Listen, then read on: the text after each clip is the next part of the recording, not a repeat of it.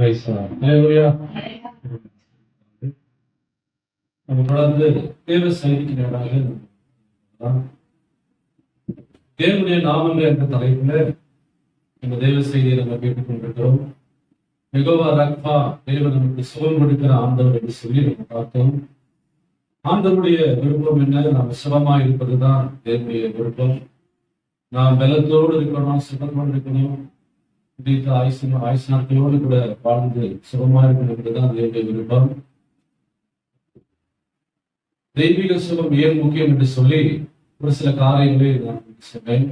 அது மாத்திரமல்ல, வியாதிகளுக்கெல்லாம் காரணம் என்ன என்று சொல்லி அதுவும் சில காரியங்களாக அவருக்கு சொன்னேன். அது மாத்திரமல்ல, விசுவாசத்தினாலே தெய்வீக சுகத்தை பெற்றுக்கொள்வது எப்படி என்று சொல்லி கடைசியாக நான் சொன்னேன். விசுவாசத்தினாலே தெய்வீக சுகத்தை நம்ம பெற்றுக்கொள்வது எப்படி அப்படின்னா, முதல்ல நமக்கு விருப்பம் இருக்குன்னு சொல்லி கடந்த வாரத்தில் ஒன்று சொன்னேன்.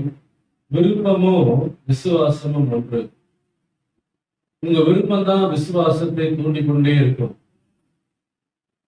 நீங்க விரும்பி ஜெபிக்கிற காரியங்களுக்கு கர்த்தர் சுகத்தை கொண்டு வருவார். நீங்க விரும்பி கேட்கிற காரியத்துக்கு கர்த்தர் அற்புதங்களை கொண்டு வருவார். அல்லேலூயா. அப்போ விருப்பம் தான் விசுவாசத்தை தூண்டிக்கொண்டே இருக்கும் என்று சொல்லி நம்ம பார்த்தோம். அதனால பல காரியங்கள் நான் உங்களுக்கு சொன்னேன். சாலமோன் அவன் விரும்பினதுனாலதான் ஆண்டவர் அவனுக்கு ஞானத்தை தந்து அவனை ஆசீர்வதிச்சார். மாத்திரமல்ல, கானானிய ஸ்திரீக்கு ஆண்டவர் அற்புதம் செஞ்சார். அவனுடைய மகள் சுகவீனமா இருக்கிறாங்க. அப்போ இவங்க ஆண்டவரை தேடி வரும் பொழுது கெஞ்சி கேட்கிறாங்க. ஆண்டவர் அவளை பார்த்து சொன்ன தெரியுமா, அதாவது நீ விரும்புகிறபடியே உனக்கு ஆக்கிடுவது என்றான்.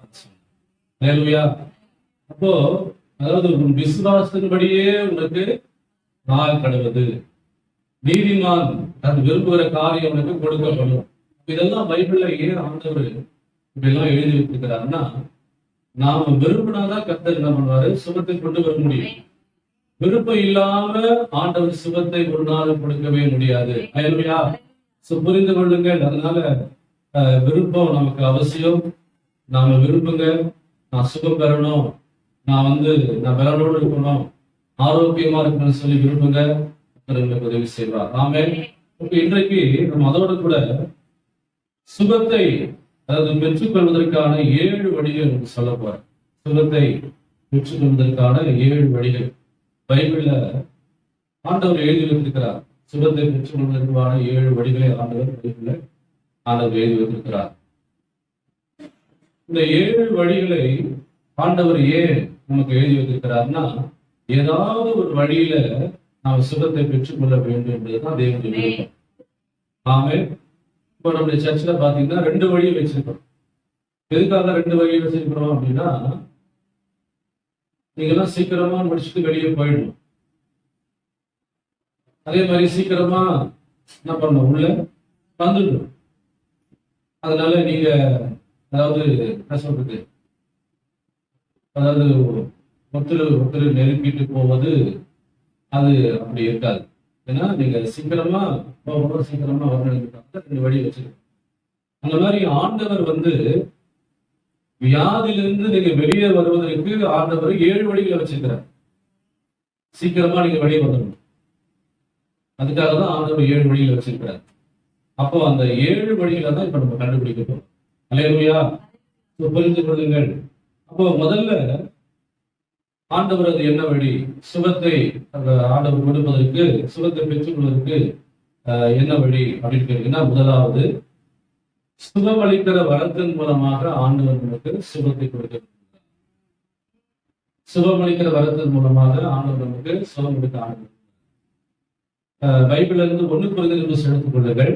12வது அதிகாரம் 7 9 வரைக்கும் நம்ம வாசிக்கலாம். 1 கொரிந்தியர் எடுத்துக் கொள்ளுங்கள். 12வது அதிகாரம் 7 9 வரைக்கும் வாசிங்க.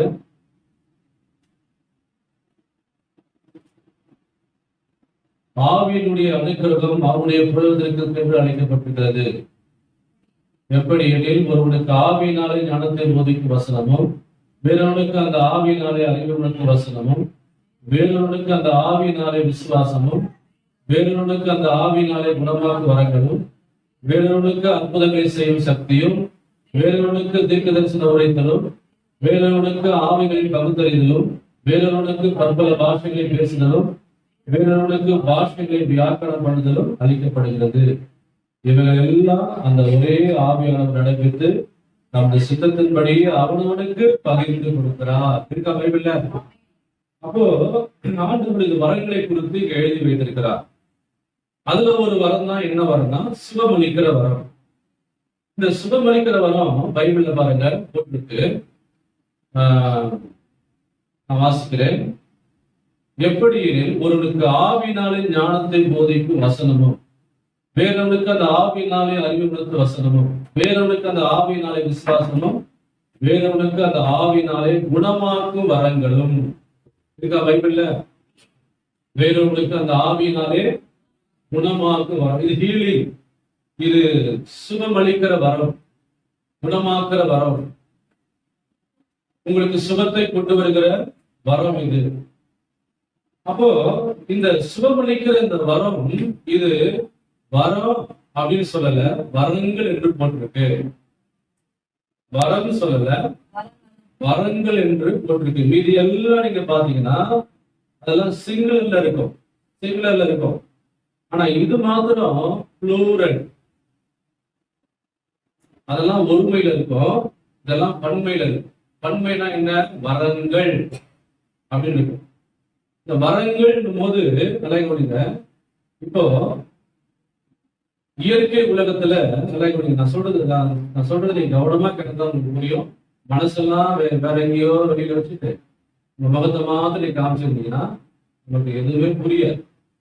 அது இது முக்கியம். அதாவது நான் உங்களுக்கு சொல்லும் பொழுதே நீங்க என்ன பண்ணணும், அது நல்லா புரிஞ்சுக்கிறதுக்காக தான் உங்களுக்கு அழகா நான் சொல்றேன். இப்போ வரங்கள் அப்படின்னு போட்டிருக்கு, வரம் போட்டுல வரங்கள் பன்மையில போட்டிருக்கு. அதாவது இயற்கை உலகத்துல எப்படி ஸ்பெஷலிஸ்ட் டாக்டர்ஸ் இருக்கிறார், இயற்கை உலகத்துல இருக்கிறாங்களா டாக்டர்ஸ் பாத்தீங்கன்னா ஸ்பெஷலிஸ்ட் டாக்டர் இருக்காங்க. என்ன டாக்டர்லாம் இருக்கிறாங்க அப்படின்னா நீங்க பாத்தீங்கன்னா ஆர்த்தோ டாக்டர் இருக்கிறாங்க, ஸ்பெஷலிஸ்ட். ஆர்த்தோ டாக்டர்னா எந்த பிரச்சனை வந்தா, எலும்பு சம்பந்தப்பட்ட பிரச்சனை ஏதாவது வந்தா ஆர்த்தோ டாக்டர் போய் பார்க்கலாம். அதே போல இஎன்டி டாக்டர் இருக்கிறாங்க, ஸ்பெஷலிஸ்ட். இஎன்டி டாக்டரை யாரை போய் பார்க்கலாம்? கண்ணு, மூக்கு, தொண்டை, சாரி, அதாவது காது, மூக்கு, தொண்டை, காது, மூக்கு, தொண்டை, இந்த மூணு சம்பந்தம் பிரச்சனை ஏதாவது இருந்தா இஎன்டி டாக்டர் போய் பார்க்கலாம். ஹார்ட் டாக்டர் இருக்காங்க, ஸ்பெஷலிஸ்ட். நல்லா நான் சொல்றதெல்லாம் நல்லா புரிஞ்சுங்க. ஹார்ட் டாக்டர் இருக்காங்க, ஸ்பெஷலிஸ்ட். அதுக்கு அடுத்தது ஐ டாக்டர், கண்ணு சம்பந்தப்பட்ட பிரச்சனை. அப்புறம் டென்டல், அதாவது பல்லு சம்பந்தப்பட்ட டாக்டர்கள், இதெல்லாம் ஸ்பெஷலிஸ்ட் இருக்காங்க. அப்போ இயற்கை உலகத்துல பாருங்க, அதாவது பலவிதமான ஸ்பெஷலிஸ்ட் டாக்டர்கள் இருக்கிறாங்க, அதுகளே அவங்க படிச்சிருக்காங்க. இப்போ ஒரு சில டாக்டர் நீங்க பாத்தீங்கன்னா பொது நல மருத்துவர் அப்படின்னு போட்டிருப்பாங்க. பொது நல மருத்துவர் அப்படின்னா என்னன்னா, அவர் ஒரு ஃபீவருக்கு பார்ப்பாரு. அதாவது ஃபீவர் இருந்தா ஃபீவருக்கு ஏற்ற மாதிரி பார்த்து மாத்திரை மருந்து எழுதி கொடுப்பாரு. ஒரு வயிற்று வலின்னு போனா அதுக்கு அந்த மாதிரி நம்ம மாதிரி பார்ப்பாரு. ஒரு தலைவலின்னு போனா ஒரு பொதுவாக நடக்கிறத அவர் பார்ப்பாரு. ஆனா அந்த கண்ணுக்குன்னு அவர் பார்க்கணும்னு நினைச்சாருன்னா, கண்ணு சம்பந்தப்பட்டது அந்த பொதுவான மருத்துவ என்ன சொல்றது, அந்த மருத்துவர்கிட்ட நீங்க நடந்தீங்கன்னா அவர் என்ன பண்ணுவாருன்னா, அவர் பார்க்க மாட்டாரு. கண்ணு சம்பந்தப்பட்ட ஸ்பெஷலிஸ்ட் கிட்ட என்ன பண்ணுவாரு, புதுசா நான் சொல்றது. ஏன்னா அவர் கண்ணு ஓரளவுக்கு தான் அவருக்கு தெரியும், ஓரளவுக்கு தான் அவர் படிச்சிருப்பாரு. ஆனா கண் டாக்டர்ன்றவங்க அப்படி இல்லை, இந்த கண்ணுக்குன்னே என்ன பண்ணுவாங்க, நிறைய படிச்சிருப்பாங்க. ஏல இருந்து செட் வரைக்கும் நமக்கு எல்லாம் தெரியும். அதே மாதிரி ஹார்ட், ஆர்த்தோ, இந்த மாதிரி ஸ்பெஷலிஸ்டா இருக்கும்போது அவங்க அதுக்காக படிச்சிருக்காங்க. அந்த சம்பந்தப்பட்ட அந்த டாக்டர்கிட்ட போனாதான் அது சரியாகும். புரிஞ்சுச்சா உங்களுக்கு? ஓகே. அப்போ டாக்டர்ஸ்லயே ஸ்பெஷலிஸ்ட் டாக்டர் இருக்கா. அதே போல ஆவிக்குரிய உலகத்துல நீங்க பாத்தீங்கன்னா நல்லா கவனிங்க, ஆண்டவர் ஆண்டவர் ஊழியர்களுக்கு என்ன பண்றாரு, வரங்களை கொடுத்து, சுகமளிக்கிற வரங்களை கொடுத்து அவங்களை ஆண்டவர் பயன்படுத்துகிறார். நல்லா புரிஞ்சுங்க. அப்போ ஆண்டவர் பாருங்க, சுகமளிக்கிற வரங்களை கொடுத்து பயன்படுத்துகிறாரு. நீங்க பாத்தீங்கன்னா அந்த ஊழியர்களில வந்து ஸ்பெஷலிஸ்ட், அதாவது நீங்க பாத்தீங்கன்னா வரங்களில ஸ்பெஷலிஸ்ட் ஊழியர்கள் இருக்கிறாங்க. நல்லா புரிஞ்சுங்க, வரங்களில ஸ்பெஷலிஸ்ட் ஊழியர்கள் என்ன பண்றாங்க இருக்கிறாங்க. இப்ப வந்து நீங்க பாத்தீங்கன்னா அதாவது நீங்க பாத்தீங்கன்னா ஓரல் ராபர்ட்ஸ் இவங்கெல்லாம் அந்த காலத்து ஊழியர்கள். அதுக்கு அடுத்தது பெரிய ஊழியர்கள்லாம் வந்து இருக்கிறாங்க. ஒரு சில குறிப்பிட்ட ஊழியர்களை பார்த்தீங்கன்னா ஆண்டவர் அவங்களுக்கு அப்படிப்பட்ட சுகமளிக்கிற வல்லமை கொடுத்து அவங்க என்ன பண்றாரு, பயன்படுத்தாரு. அவங்க கூட்டம் நடத்தும் பொழுது நீங்க பாத்தீங்கன்னா யாரெல்லாம் சுகமாவாங்க அப்படின்னு கேட்டீங்கன்னா, குறிப்பிட்ட அந்த கேன்சர் வியாதி மாதிரி சுகம் அடைவாங்க. குறிப்பிட்ட அந்த கேன்சர் மாத்திரம் என்ன பண்ணுவாங்க, அப்படிப்பட்ட சம்பந்தப்பட்டு வந்தாங்கன்னா இடத்துல என்ன பண்ணுவாங்க, ஹீல் பண்ணுவார் ஆண்டவர். கேன்சர் கட்டி எல்லாம் மறைஞ்சிடும். அதுக்கு அடுத்தது சில ஊழியர்கள் ஆண்டவர் என்ன பண்றாரு, சுகமளிக்கிற வல்லமை கொடுத்து அபிஷேகத்தை பயன்படுத்துறாரு. அவங்க கொடுத்து நீங்க போனீங்கன்னா கேன்சர் இல்ல, செவிடு ஊமையமான அந்த வியாதியை என்ன பண்றாங்க, அவங்க சுகமாக்குறாங்க. சொல்லி புரிஞ்சா? ஓகே. இன்னும் சில ஊழியர்கிட்ட நீங்க போனீங்கன்னா இன்னும் சில ஊழியர்கள் ஆண்டவர் சுகமளிக்கிற வல்லமை கொடுத்து பயன்படுத்துறாரு. அதாவது சப்பானிகள், வீல் சேர்ல வருவாங்க சப்பானிகள், அவங்க வந்து என்ன பண்ணுவாங்க தெரியுமா, உடனே அவங்க ஹீல் பண்ணும்போது தூக்கிடும் போது எழுந்து நடந்து ஆண்டவரை மகிழ்ப்படுத்துவார்கள். இப்படி ஊழியர்களில ஸ்பெஷலிஸ்ட் ஆண்டவர் வைத்திருக்கிறார். அல்லேலூயா. நீங்க ஆமென் சொல்றீங்களா? ஓகே. அதே சொன்னீங்க, இந்த ஊழியர்களை தேடிதான் நம்ம ஆளுங்க என்ன பண்றாங்க, ஓடி போறாங்க, ஓடி வராங்க. எப்படியாவது எனக்கு என்ன பண்ணோம், எனக்கு சுகத்தை ஆண்டவர் கொடுக்கணும், எப்படியாவது அவர்கிட்ட போனா எனக்கு சுகம் கிடைச்சிடும், எப்படியாவது அவர்கிட்ட போனா கேன்சர் எனக்கு சரியாயிடும், எப்படியாவது அவர்கிட்ட போயிட சரியா. நல்லா கவனிங்க, இந்த வரம் வந்து நல்லா கவனிங்க, விசுவாசிகளுக்கு வேலை செய்யவே செய்யாது. நீங்க ஒருவேளை அவங்க தேடி போனீங்கன்னா நீங்க ஏமாற்றத்தோடு தான் திரும்பி வருவீங்க, உங்களுக்கு சுகம் கிடைக்காது. அப்போ எப்படி பாஸ்டர் இருந்து அவங்கள ஆண்டவர் பயன்படுத்துறாரு அப்படின்னா, அது யாருக்காக, நமக்காக அல்ல, அது ரட்சிக்கப்படாத மக்களுக்காக தான் ஆண்டவர் அந்த வரங்களை கொடுத்து அவங்களை பயன்படுத்துறார். அதனால என்னன்னா, அங்க கூப்பிடுறாங்க, இங்க கூப்பிடுறாங்க, அங்க போனா சுகம் அடைஞ்சிடும், இங்க போனா சுகம் தயவு செஞ்சு போவாதீங்க, ஏமாந்துருவீங்க. அது உங்களுக்காக அல்ல, ரட்சிக்கப்படாத மக்களுக்காக தான் ஆண்டவர் வைத்திருக்கிறார். இப்போ ஒரு அற்புதம் நடக்குது, ஒரு கேன்சர் கட்டி அவர் ஜோம் பண்றாரு, ஊழியர் ஜோம் பண்ணி ஒரு கேன்சர் கட்டி மறைஞ்சுது. அங்க யாரு போவாங்க அப்படின்னா, விசுவாசிகளும் போக மாட்டாங்க. அதாவது ரட்சிக்கப்படாத ஒரு மீனாட்சி தான் போகும், ரட்சிக்கப்படாத ஒரு காமாட்சி தான் என்ன பண்ணும், அங்க போகும். அப்போ போகும்போது ஒரு கேன்சர் கட்டி இருக்குது, அவங்களுக்கு கேன்சர் கட்டி ஜோம் பண்ணும் போது ஹீலிங் ஆயிடுது, அப்படியே மறைஞ்சிட்டு அற்புதம் செய்யறாரு ஆண்டவர். அப்ப உடனே நம்ம என்ன பண்ண தெரியுமா, ஆண்டவர் இவ்வளவு நாள் இருந்த அந்த வியாதியில இருந்து எனக்கு என்ன பண்ணாரு, விடுதலை கொடுத்தாரு. அப்பா ஏசப்பா, இனிமேலும் நான் உன்னை ஏற்றுக்கொள்றேன், இனிமேலும் நான் உனக்காக வாழறேன்னு சொல்லி அந்த புதுசா போன அந்த காமாட்சி தான் ரட்சிக்கப்பட்டு ஆண்டவர் இயேசுவை ஏற்றுக்கொள்றார். புரிஞ்சுச்சு? ஹல்லேலூயா. நல்லா புரிந்து கொள்ளுங்கள், இது வந்து தேவன் தம்முடைய ஊழியர்களுக்கு, அதாவது குறிப்பா சுவிசேஷர்களுக்கு இந்த வரத்தை கொடுத்து ஆண்டவர் அபிஷேகத்தை பயன்படுத்துகிறார். இது வந்து விசுவாசிகளுக்கு அல்ல, அவிசுவாசிகளுக்கு மாத்திரம்தான். ஆமென். ஹல்லேலூயா. நல்லா கவனிங்க, அதாவது இந்த வரம் வந்து நல்லா கவனிங்க, ஆண்டவர் அவங்களுடைய தயவுள்ள சித்தத்தின்படி அவங்களுக்கு என்ன பண்றாரு, அவர் பகிர்ந்து கொடுக்கிறார். ஆண்டவர் என்ன பண்றாரு, ஊழியர்களுக்கு என்ன பண்றாரு, தயவுள்ள சித்தத்தின்படி அவங்க என்ன பண்றாரு, ஆண்டவர் பகிர்ந்து கொடுக்கிறார். அல்லேலூயா. அப்போ நல்ல கவனிங்க, அவங்களுக்கு அந்த அந்த அதாவது அந்த அந்த நேரத்துல என்ன தேவையோ, அந்த நேரத்துல அவங்களுக்கு எந்த தேவையோ அதே பொறுத்துதான் ஆண்டவர் என்ன பண்றாங்க, ஹீல் பண்றாரு, சொல்ல கொடுக்குறாரு. இந்த வரம் எல்லா நேரத்திலும் வேலை செய்யாது. இந்த வரம் என்ன பண்ணாது, எல்லா நேரத்திலும் வேலை செய்யாது. நல்லா புரிஞ்சுக்க. அவர் வீட்டுல அவர்கிட்ட போனா எல்லா வியாதிதான் சுகமாகுது, அதனால நான் போய் வீட்டுல போய் அவர்கிட்ட ஜெபம் பண்ணிக்கலாம் அப்படின்னாக்கா இந்த வரம் எல்லா நாளும் வேலை செய்யாது.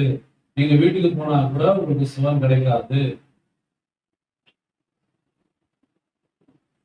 ஆவியானவர் தம்முடைய தயவுள்ள சித்தத்தின்படி அந்த வரங்களை அவனுக்கு பகிர்ந்து கொடுக்கிறார். இந்த வரம் எல்லா நாளும் எல்லாருக்கும் எல்லா நாளும் வேலை செய்யறார். இல்லையா? ஆமா, ஆவியானவர் தேவைக்கு ஏற்ற வண்ணமாக அவங்களுக்கு அந்த வரங்களை கொடுத்து அவங்களை பயன்படுத்துகிறார். புரிஞ்சுங்க. அல்லேலூயா. புரிந்து கொள்ளுங்கள். நல்ல கவனிங்க. ஒரு உதாரணம் உங்களுக்கு பைபிள்ல இருந்து சொல்ல விரும்புகிறேன். அதாவது எலிசா தீர்க்கதரிசி இருக்கிறார் இல்லையா, அவர் என்ன பண்ணுவாரு, ஊழியத்து நிமித்தம் அவரு போவாரு வருவாரு. அந்த வழியா வரும்போது சூனோமியால் என்ற ஒரு வீடு இருக்குதாங்க, அம்மாவுடைய வீடு இருக்கு. அந்த வழியா அவர் என்ன பண்ணுவார், ஊழியத்து நிமித்தமா முடிச்சுட்டு அந்த வீட்டுக்கு போவார். அவங்க தேவனுடைய பிள்ளைங்க ரட்சிக்கப்பட்டதால போவார். இப்போ போகும்பொழுது அந்த அம்மா என்ன பண்ணுவாங்க, கரிசனையோடு அவரை விசாரித்து அவருக்கு என்ன பண்ணுவாங்க, ஐயா நீங்க வீட்டுல சாப்பிட்டு போங்க அப்படின்னு சொல்லி அவங்க என்ன பண்ணுவாங்க, வருந்தி கேட்பாங்க. சாப்பிட்டு போங்கன்னு கேட்பாங்க. அவங்க சொல்லுவாங்க, இல்ல பரவாயில்லமா இன்னொரு நாளைக்கு சாப்பிடுறேன், இல்ல மருந்து சாப்பிட்டு தான் போகணும். ஆனா அவங்க என்ன பண்ணுவாரு, வரும்போது போகலாம் சாப்பிடுவாரு. சாப்பிட்டுட்டு போகும்பொழுது அந்த அம்மா சொல்றாங்க, வீட்டுக்காரருக்கு சொல்றாங்க, இவரு நம்ம வீட்டுக்கு வராரு ஊழியரு, அவர் பார்த்தா பரிசுத்தவான் என்று நான் காண்கிறேன். அவருக்கு நம்ம வீட்டு மொட்டை மாடியில அவருக்கு ஒரு சின்ன அறைய வீடு என்ன பண்ணலாம் கட்டி கொடுத்தா நல்லா இருக்கும், அவர் தங்கிடுவாரு, தங்கிட்டு போவாரு அப்படின்னு சொல்றாரு. அப்போ அந்த மாதிரி என்ன பண்றாரு, ஒரு வீடை கட்டி அவருக்கு வச்சிடலாம். இவர் என்ன பண்ணுவாங்க, தங்குவாரு, ஜெபம் பண்ணுவாரு, அப்புறம் போயிடுவார். அதான் கவனிங்க. ஒரு நாள் எலிசாவுக்கு ஒரு விருப்பம் இருக்குதுன்னா இந்த அம்மா நம்மளை கச்சனையோடு நம்மளை விசாரிக்கிறாங்க, நமக்கு எல்லா வசதியும் செய்து கொடுக்குறாங்க, நம்ம போகும்போதெல்லாம் சாப்பாடுலாம் போட்டு நம்ம விசாரிக்கிறாங்க. அதனால இவங்களுக்கு என்ன தேவை இருக்கும் அதை நம்ம என்ன பண்ணலாம், அவங்களுக்கு செய்து கொடுக்கலாம் அப்படின்னு சொல்லிட்டு கேஆர்சி என்ன பண்றாரு, அவங்ககிட்ட அனுப்புறாரு. கேஆர்சிய அவங்ககிட்ட அனுப்பி அவங்க கூப்பிட்டு வாழ்ற. அப்போ நீங்க பார்த்து கேட்கிறாரு. அப்போ அவங்க சொல்றாங்க, ஐயா இந்த ஊர்ல நான் நல்லா சுகமா தான் இருக்கிறேன், எனக்கு ஒன்றும் அப்படியே ஒன்றும் எதுவுமே இல்லை, ஒன்றும் நல்லா இருக்கிறேன் அப்படின்றாங்க. அப்படி சொல்லும் பொழுது கேஆர்சி சொல்றாரு, இல்ல அவங்களுக்கு ஒரே ஒரு தேவை இருக்குது, என்னன்னா குழந்தை இல்லை, அந்த தேவைதான் இருக்குது. உடனே அவர் என்ன பண்றாரு, தீர்க்கதரிசனமா சொல்றாரு, ஒரு உற்பவ காலகட்டத்திலேயே ஒரு குழந்தையை ஒரு பிள்ளையை நீ என்ன பண்ற மார்பில் அணைத்துக் கொண்டிருப்பாய் அப்படின்னு சொல்றாரு. உடனே அவங்களுக்கு ரொம்ப சந்தோஷம், மகிழ்ச்சி. அதே அவர் சொன்னது போல நீங்க பாத்தீங்கன்னா ஒரு நாள் ஒரு நேரம் அவங்க ஆண்டவர் அவங்க காலத்துல அந்த பிள்ளையை என்ன பண்ணாரு, கொடுத்தார். பிள்ளை வளர்ந்தது. இதெல்லாம் பிள்ளை வளர்ந்து என்ன ஆச்சுன்னா கொஞ்ச நாள் இருக்குது, திடீர்னு வியாதிப்பட்டு செத்து போயிடுச்சு. கலைகவனிங்க. இப்ப செத்து போயிட்ட உடனே இந்த அம்மாவுக்கு ரொம்ப கஷ்டமாயி போச்சு. என்னடா ஊழியக்காரு டோம் பண்ணி கொடுத்த குழந்தையாச்சே, அவர் தானே சொன்னாரு, அவர் தானே சொல்லி கொடுத்தாரு, இப்படி என்ன ஆச்சு, குழந்தை செத்து போயிடுச்சு, அதனால என்ன பண்ணலாம்னு சொல்லிட்டு உடனே அந்த ஊழியக்காரை தேடி போறாங்க. எங்க கருமையில் பருவத்தில் அவர் என்ன பண்றாரு, ஜெபம் பண்ணி கொண்டிருக்கிறாருல்ல, எலிசா தீர்க்கதரிசி அவர் தேடி போறார். அப்படி போகும்போது நல்லா கவனிங்க, இவங்க தூரத்துல இருந்து வருவது அவர் பாக்குறாரு. யார் தெரியுமா, எலிசா தீர்க்கதரிசி பாக்குறாரு. பார்க்கக்கூடிய அவர் சொல்றாரு, பேசுறது சொல்றாரு, போ அதோ பாரு சூனமியா வரா, அவங்க தேடி வரா, என்னன்னு தெரியல, போய் பாரு, ஒருவேளை என்ன பண்ணுமா அவளை பார்த்து கேளு, நீ சுகமா இருக்கிறியா, உன் கணவர் சுகமா இருக்கிறாரா, உன் பிள்ளை சுகமா இருக்குதா அப்படின்னு கேட்காரு. நல்லா கவனிங்க, அந்த வெளிப்பாடு வர அவங்களுக்கு வேலை செய்யுது. அந்த இடத்துல அந்த பிள்ளை செத்து போச்சுன்றத கர்த்தர் என்ன பண்ணாருன்னா மறைச்சிட்டாரு. நல்லா கவனிங்க. அவர் சொல்றாரு, அவனுக்கு தெரியல. உடனே அந்த பிள்ளை சுகமா இருக்குதான்னு கேட்கிறாரு.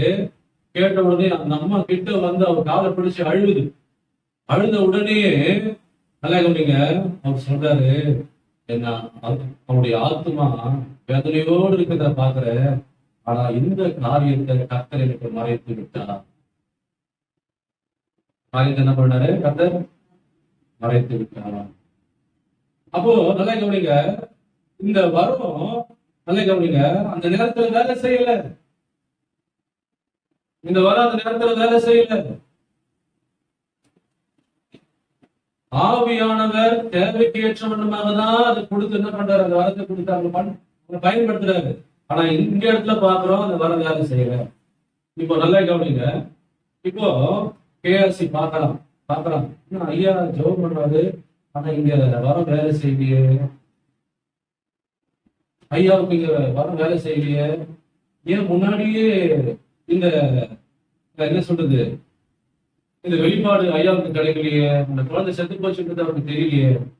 இப்போ எப்போதும் வேலை செய்யாது பொழுது வரும் அப்படின்னு சொல்லிட்டு இன்னும் ஒரு காரியம் செய்யறாங்கன்னா காரியம் செய்யணும்னா, நீங்க படிச்சு பாத்தீங்கன்னா, நாகாமான் வந்து குஷ்டரோகம் பிடிச்சி எலிசா தீர்க்கதரிசி தேடி வர. அப்படி வரும்பொழுது நல்லா கவனிங்க, எலிசா என்ன பண்றாரு? நீ போய் யோர்தான்ல போயிட்டு என்ன பண்ண 7 முறை நீ வந்து குனித்து நீ எழுந்துரு 7 முறை இருந்தாரு, நீ சுலமாயிடும்னு சொல்ற. அப்ப உடனே என்ன பண்ணாம போறான். அதே மாதிரி யோர்தான் நதியில என்ன பண்றான்? மூழ்கிறான். 7 முறை மூழ்கி எழுதுறான், சுலமாயிட்டான். இப்போ நாகாமான் பாருங்க, நாகாமான் சொல்றான், இப்போ எனக்கு சுகம் கொடுத்தாரு அந்த எலிசா, அதனால அதுக்கு வந்து நான் என்ன பண்றேன், ஏதாவது செய்யணும்ல, அதனால அவர்கிட்ட காணிக்க கொடுக்குறேன்னு சொல்லிட்டு காணிக்க கொடுக்குறாரு. காணிக்கிட்ட எலிசா கிட்ட.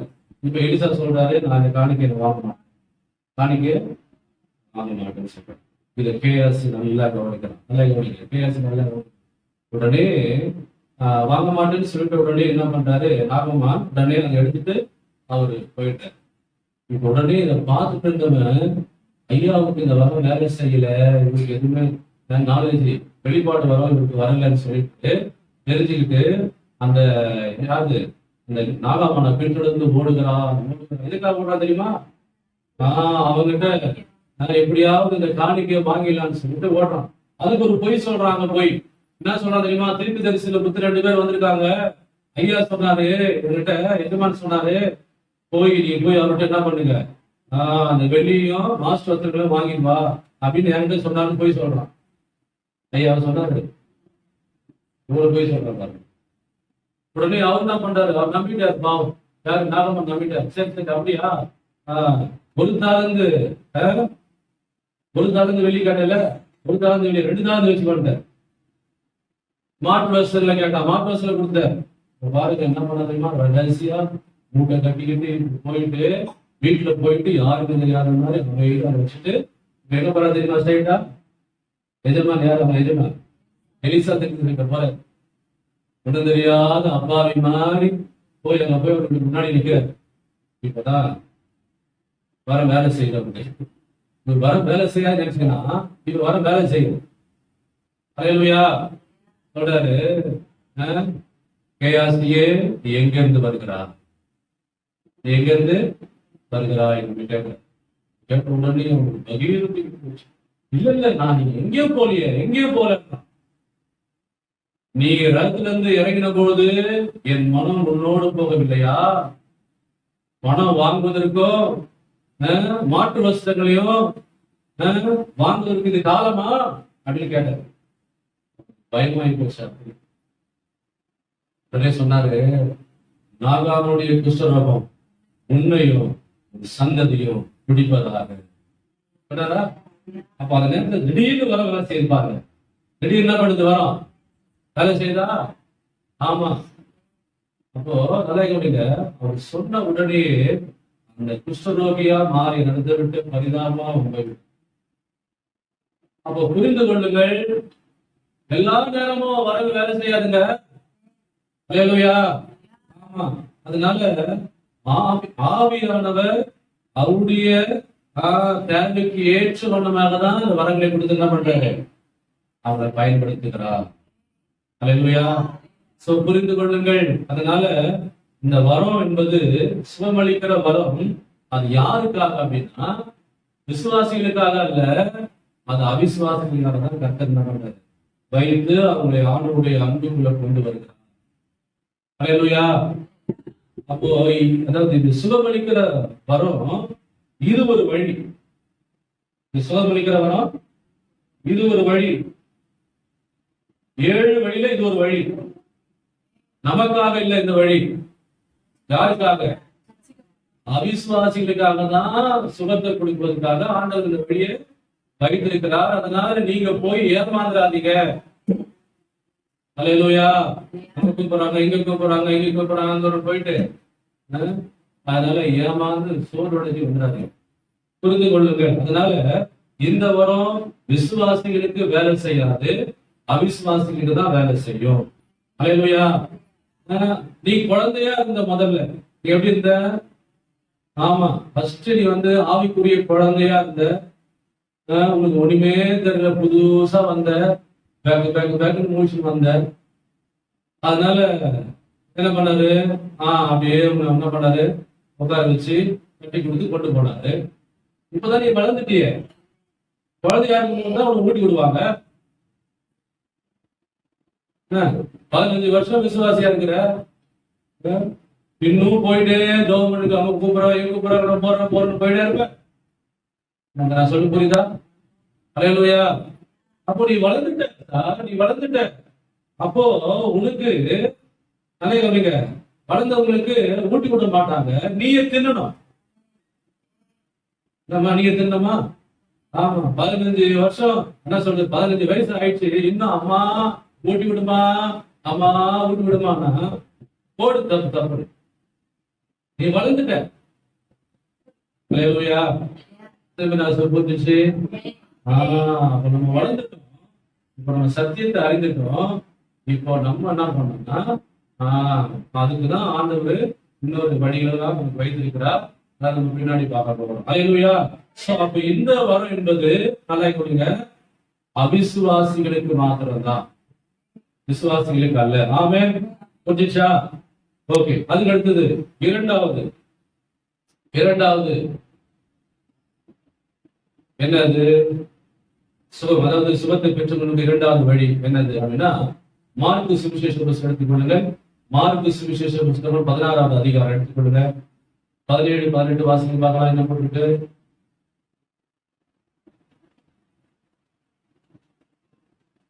மார்க்கு 16.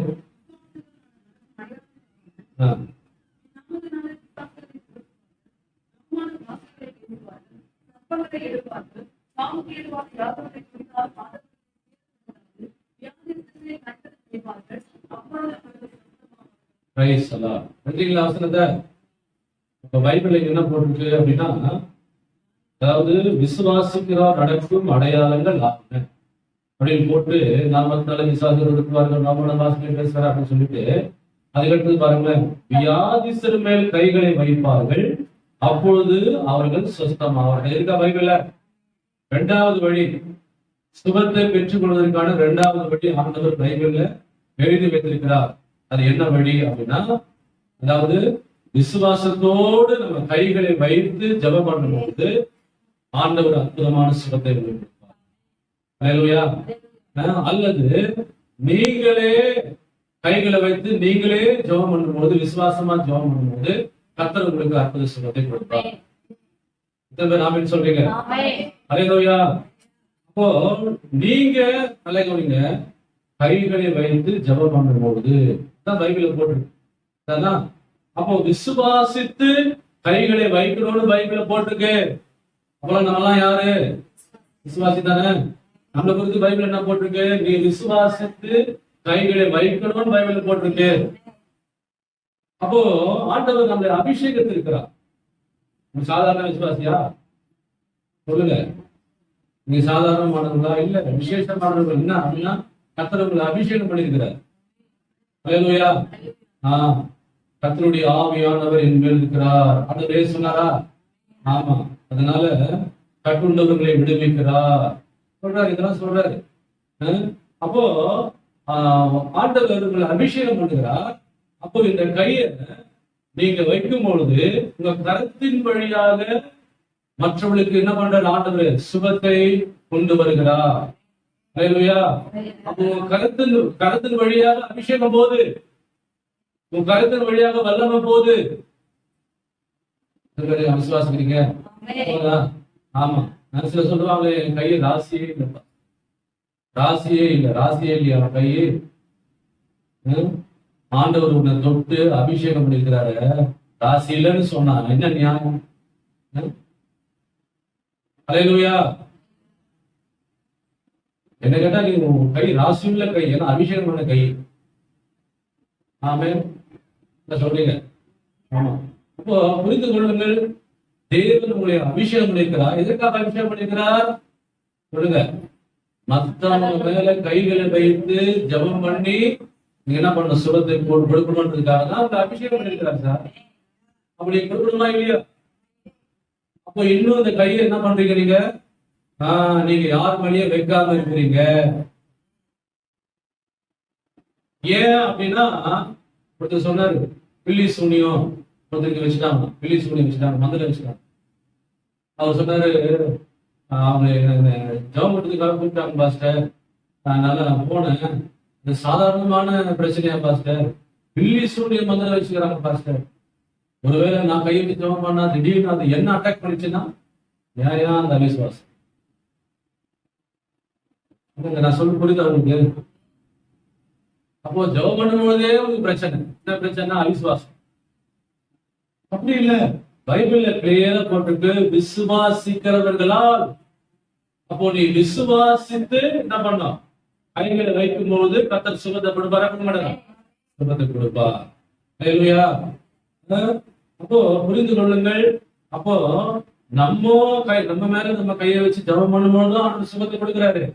மத்தவங்க மேல நீங்க கரங்களை வச்சு ஜெபம் பண்ணும் பொழுதும் உங்க மூலமா ஆண்டவர் என்ன பண்றாரு? சுகத்தை ஆண்டவர் கொடுக்கிறார். அல்லேலூயா. அதனாலதான் கைகளை வைத்து ஜெபம் பண்ணும்போது வியாதினவர்கள் சுத்தமாவார்கள். ஆமென். உங்க வீட்டுல பாருங்க, உங்க வீட்டுல உங்க பிள்ளைக்கு ஏதாவது ஜுரம் வந்துச்சா பாஸ்டர் தேடாதீங்க. கர்த்தர் உங்களை அபிஷேகம் பண்ணிருக்கார், உங்க கையில அபிஷேகம் இருக்கு. நீங்களே உங்க பிள்ளை மேல கையை வச்சு என்ன பண்ணலாம்? ஜெபம் பண்ணீங்கன்னா ஆண்டவர் சுகத்தை கொடுக்கிறார். அல்லேலூயா. புரியுதா உங்களுக்கு? அப்போ நல்லா கவனிங்க, நீங்க வியாதிஸ்தர்களை நீங்க சுகமாக்கணும்னு பைபிள்ல போட்டிருக்கு.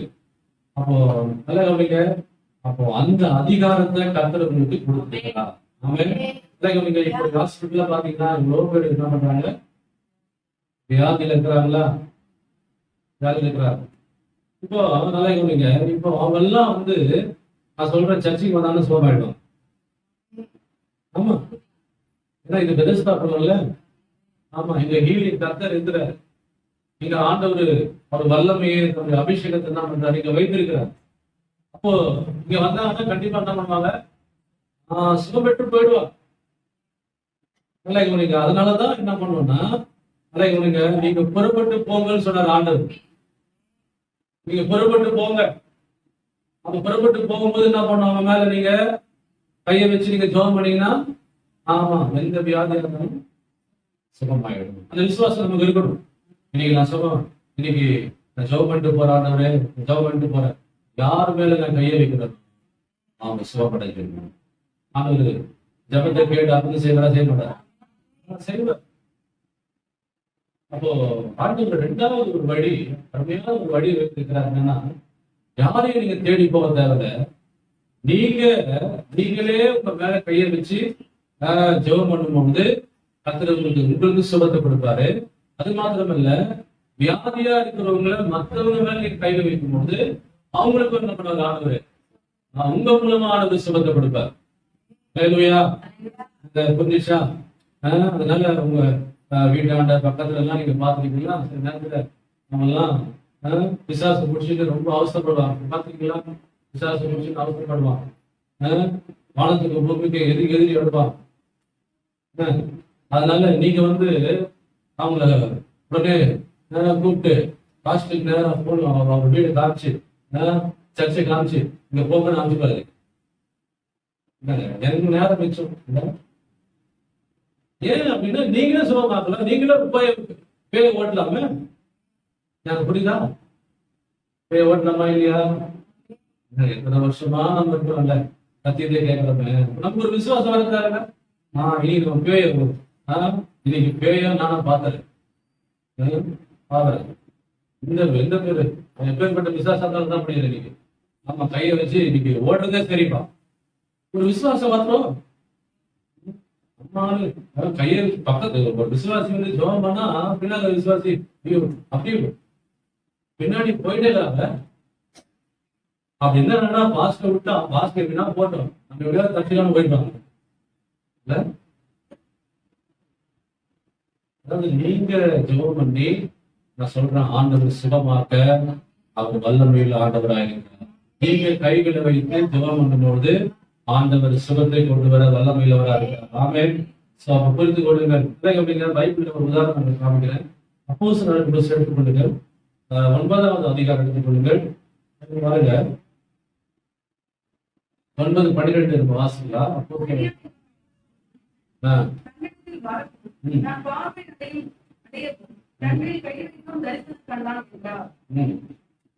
அதுக்கடுத்து 17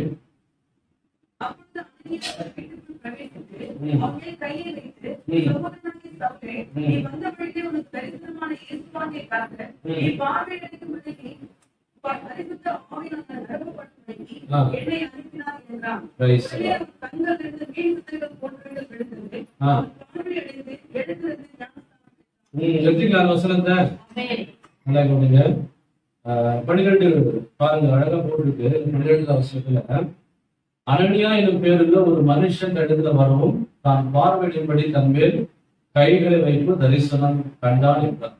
இப்ப இந்த அனனியா என்கிற யார் தெரியுமா? ஒரு சாதாரண விசுவாசி. யாரு?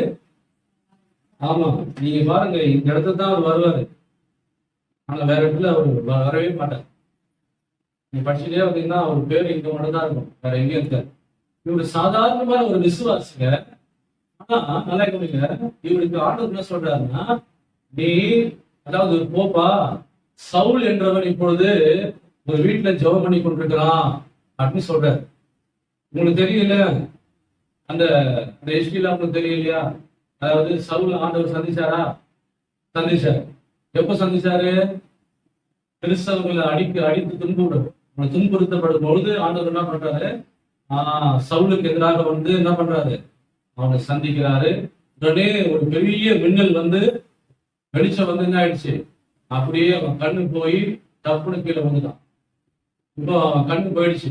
இப்போ அவன் என்ன பண்றாங்க, கையில கொடுத்து அவன் என்ன பண்றாங்க, கொண்டு போறான். இப்போ அவன் வீட்டுல போய் என்ன பண்றாரு, கண்ணு போயிட்ட உடனே அவன் என்ன பண்ணான், அவனுடைய எல்லா வீரெல்லாம் போயிடுச்சு. இப்போ ஆக்ரோஷமா வந்து அவன் அடிச்சிருந்தோம் பிடிச்சிருந்தோம் அவன்லாம் வந்து கண்ணை எடுத்த உடனே அவன் வீரெல்லாம் போயிடுச்சு. இப்போ ஒரு பூனை என்ன சொல்றது, அப்படியே ஒரு கோழைய போல உட்கார்ந்துட்டு ஜெபம் பண்ணி கொண்டிருக்கிறார். அந்த நேரம் தான் ஆண்டவர் பார்த்து என்ன பண்றாரு, அனனியா ஒரு சீசன் என்ன பண்றாரு, வீட்டுக்கு அனுப்புறாரு. அனுப்பி நீ போய் என்ன பண்ணு, அவன் மேல கையை வையின்ற. யார் தெரியுமா இவன்? சாதாரண விசுவாசி. உங்களை தானே என்ன மாதிரி சாதாரண விசுவாசி. இப்போ கையை வையின்ற. இப்ப பாருங்க, பைபிள்ல போட்டிருக்கு, நல்லா கவனிங்க. உடனே நல்லா கவனிங்க. அப்பொழுது அனனியா போய் வீட்டுக்குள் பிரவேசித்து அவன் மேல் கையை வைத்து, இருக்கா பைபிள்ல?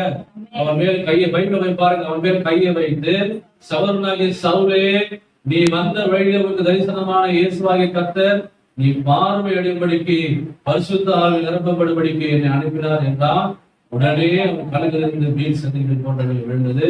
அவன் பார்வை அடைந்து எழுந்திருந்த ஞானஸ்தானம் பெற்றான். கைகளை வைத்த உடனேயே என்ன பண்றாரு ஆண்டவர், அவனுக்கு சுகத்தை கொடுக்குறாரா? அப்ப என்ன ஆயிடுச்சு, கண்ணு பிரச்சனை போயிடுச்சா? கண்ணு பிரச்சனை எல்லாம் போய் இப்ப கண்ணு நல்லா தெளிவா பார்க்கறவனா மாறிவிட்டான். அப்போ புரிந்து கொள்ளுங்கள்.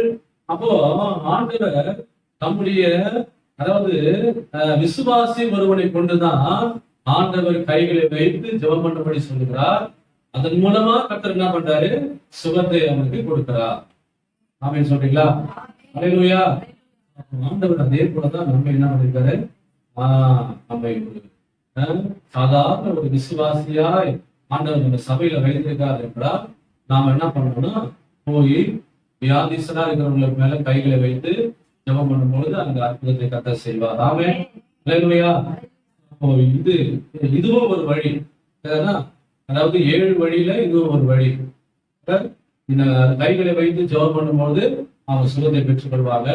இல்ல நீங்களே என்ன பண்ணலாம், உங்க மேல கையை வைத்து ஜெபம் பண்ணும்போது நீங்க சுகத்தை பெற்றுக் கொள்வீங்க. இது ஒரு வழி. ஆமென். ஓகே, இது எத்தனாவது வழி? இது 3வது வழியா?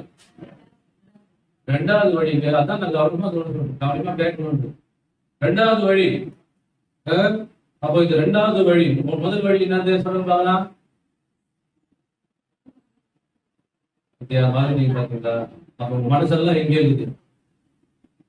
அது சுகமளிக்கிற வரத்தின் மூலமாக. முதல் வழி என்னது? அது நமக்கு கிடையாது. யாருக்கு? ரசிக்கப்படாதவங்களுக்கு. புரிஞ்சுச்சா? இப்போ இந்த வழி அது நமக்கு தான். அதாவது கைகளை வைக்கும் பொழுது சுகத்தை கொடுக்கிறார். ஓகே, 3வது வழி. 3வது வழி பைபிள் நம்ம படிக்கலாம். யோவான் புத்தகம் எடுத்துக்கொள்ளுங்கள். 16வது அதிகாரம் 23, 24 வாசிக்கலாம். நீங்கள் என்னிடத்தில் ஒன்றும் கேட்க மாட்டீர்கள்.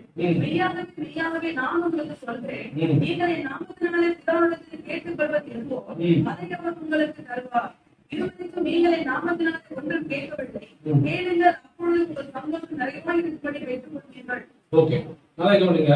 இப்போ இது 3வது வழி என்னன்னா, இயேசுவின் நாமத்தில் பிதாவை நோக்கி ஜெபிப்பதன் மூலமாக ஆண்டவர் சுகத்தை கொடுக்கிறார். 3வது வழி என்னன்னா, இயேசுவின் நாமத்தில் பிதாவை நோக்கி ஜெபம் பண்ணும்போது ஆண்டவர் சுகத்தை கொடுக்கிறார். நல்லா புரிந்து கொள்ளணும்.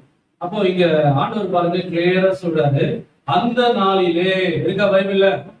இது சுகத்துக்கு ஏதுவான காரியம் தான் ஆண்டவர் சொல்றது. அதாவது சுகத்துக்கு ஏதுவான ஜெபம் தான் இது. புரிந்து கொள்ளுங்கள். அப்போ ஆண்டவர் என்ன சொல்றாருன்னா, அந்த நாளிலே. எந்த நாளிலே? ஆண்டவர் சொல்றாருல, அந்த நாளிலே. அப்ப எந்த நாளிலே அப்படின்னா, ஆண்டவர் அதாவது சிலுவை பாடுகளை அவர் சந்திக்கிறார். சிலுவை பாடுகளை சந்திக்க போறார். அதுக்கடுத்து அவரை கொலை செய்ய போறாரு. அவர் மரித்து பரலோகம் போயிடுவாரா இல்லையா? ஆண்டவர் இயேசு கிறிஸ்து மரித்து பரலோகம் போயிட்டாரா? பரலோகம் போயிட்டார். இப்ப அவர் எங்க இருப்பாரு? பரலோகத்தை யார் பார்த்து இருப்பாரு? பிதாவுடைய வலது பாசம் என்ன பண்றாரு? உட்கார்ந்து கொண்டிருக்கிறார். புரியுதா? இப்போ ஆமா. இப்ப நல்லா கவனிக்க, அந்த நாளிலே இப்போ சீஷர்கள், அதாவது ஆண்டவர் இயேசு உயிரோடு இருந்த நாட்களில அவங்களுக்கு ஏதாவது ஒரு தேவைன்னா இயேசுவை நோக்கி தான் கேட்பாங்க. நல்லா கவனிக்க, ஆண்டவர் இயேசு இந்த பூமியில உயிரோடு இருக்கிறதுனாலலாம் ஒரு தேவைன்னா யாரை கேட்பாங்க? இயேசு தானே இருப்பாரு, கூட இருந்தாரு. எங்க போனாலும் போவாரு, வருவாரு. அப்போ உடனே இயேசுவே இவனுக்கு உடம்பு சரியில்லை, ஜுரம் அடிக்குதுன்னு அது உடம்பு சரியில்லைன்னு இயேசு சொல்றாரு. அப்படியா? அவனுக்கு ஆண்டவர் சுகத்தை கொடுத்தாரு. இயேசுவே இவங்க பசியா வந்துக்கிறாங்க. உடனே என்ன பண்ணுவாரு? அவனுக்கு 5 அப்பம் 2 மீன் கொண்டு யோசிச்சு ஆசீர்வதித்து அனுப்பிட்டாரு. அதுக்கடுத்து இன்னொருத்தன் வருவான். இன்னொருத்தன் சீசன் வருவான். இயேசுவே இவனுக்கு காக்காவளி குடிச்சிச்சு, இவனுக்கு எவ்வளவு கொடுங்க. உடனே என்ன பண்ணுவாரு? ஆமா, அந்த ஆவியை மிரட்டி அவனுக்கு சுகம் கொடுத்துருவாரு. இதை படிக்கிறீங்களா? பைபிள் இருக்கா? அப்போ அவங்களுக்கு என்ன வேணுமோ, நல்லா கவனிங்க, அவங்க உயிரோட இருந்த நாட்களில் எல்லாம் அவங்களுக்கு என்ன வேணுமோ இயேசுவை தான் கேட்பாங்க. அப்ப இயேசு அவங்க என்ன பண்ணுவாரு? அவங்களுக்கு கொடுப்பாரு. ஆனா அவர் சொல்றாரு, அந்த நாளிலே அப்படின்னு சொல்றாரு, நீங்கள் இடத்துல ஒன்றும் கேட்க மாட்டீர்கள். பாருங்க, நீங்கள் இடத்துல ஒன்றும் என்ன அர்த்தம்? அந்த நாளிலே இயேசு மரித்து பரலோகம் போயிடுவாரு. அப்ப யாருக்கு போய் கேட்க முடியும்?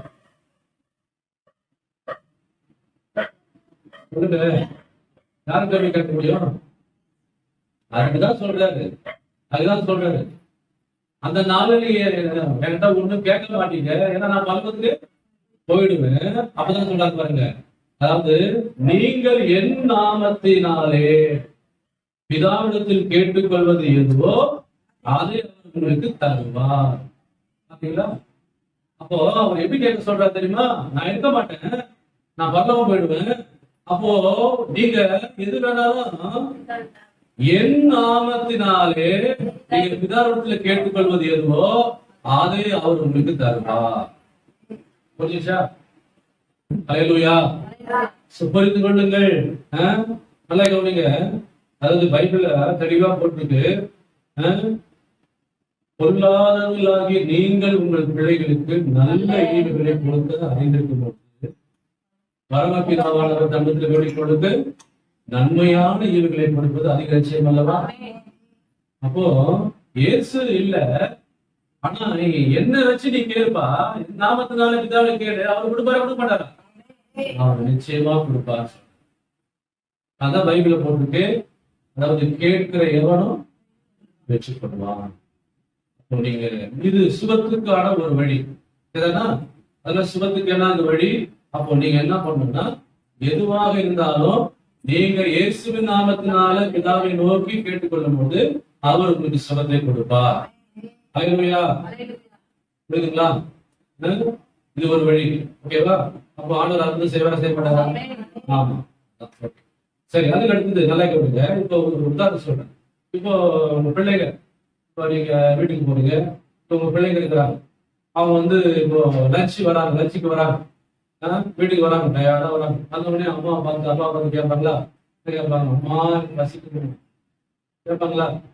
அம்மா பசிக்குது, அப்பா பசிக்குது கேட்பாங்களா? சொல்லுவாங்களா? சொல்லுங்க. அப்படின்னா நீங்க என்ன சொல்வீங்க?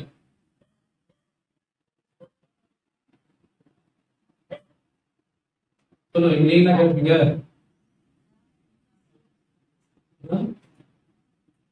இப்பதானே வந்த, சும்மா உட்காரு அப்படிங்களா? எந்த தாயாவது சொல்லுவாங்களா? சொல்லுங்க, எப்படி சொல்லுங்க? அதாவது நல்லா பண்ணுங்க. அவங்க பசியோடு வராங்க, அப்படி என்ன பண்ணுவீங்க? உங்களுக்கு எல்லாம் செஞ்சு வச்சுட்ட, நீ போய் என்ன பண்ணு, டேபிள் எல்லாம் இருக்குது, நீ போய் எவ்வளவு வேணுமோ நீ போட்டு சாப்பிடு, இதெல்லாம் சொல்வீங்க. இப்ப என்ன அவசரம் உனக்கு? இப்பெல்லாம் கேட்க கூடாது அப்படி சொல்வீங்க. ரெடியா இருக்குது, போய் சாப்பிடு. புரியுதா உங்களுக்கு? அந்த மாதிரி ஆண்டவர் சுமத்தை வைத்திருக்கிறார். உங்களுக்கு ஆண்டவர் சுமத்தை வைத்திருக்கிறார். அப்போ நீங்க இயேசுவின் நாமத்தினால பிதாவை வேண்டிக் கொள்ளும் போது அவர் உங்களுக்கு சுகத்தை கொண்டு வருவார். புரிஞ்சுச்சா? சிம்பிள் தானே இது. நமக்கு என்னன்னா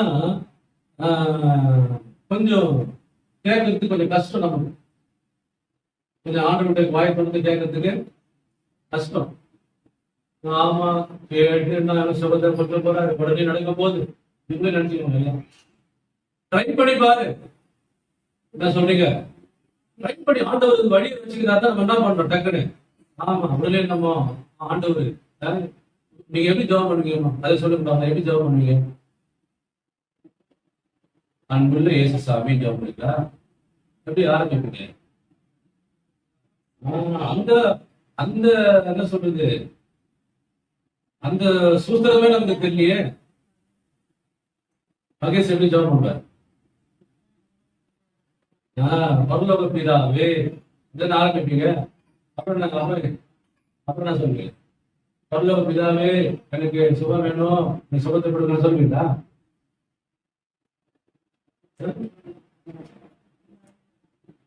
பரலோக பிதாவே இயேசுவின் நாமத்தில் உங்களிடத்தில் வருகிறோம்.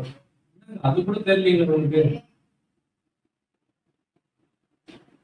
அப்போ இதெல்லாம் என்னன்னா, ஆண்டவர் இப்படி நீ கேட்டாதான் உங்களுக்கு அற்புதம் நடக்கும். உங்களுக்கு ஆமா, நம்ம டைரக்டா பிதாவிட்டே போயிட்டாங்க. ரெக்கமெண்டேஷன் யாரு? உனக்காக அவங்க லத்த சிந்தி இல்ல, ஆமா, சிலுவையில மறித்து எல்லாம் பண்ணார்ல. அப்போ பிதாவாகிய தேவன் என்ன பண்ணிக்காது? அவரை என்ன தெரியுமா? எல்லா நாமங்களுக்கும் மேலான நாமத்தை தந்து அவரை உயர்த்தி ஆசீர்வதிச்சார். அப்போ நீ என்ன வேணாலும் இயேசு கிட்ட கேட்டு பிதாவை நோக்கி ஜெபம் பண்ணாதான் உனக்கு கிடைக்கும். புரியுதா நான் சொல்றது?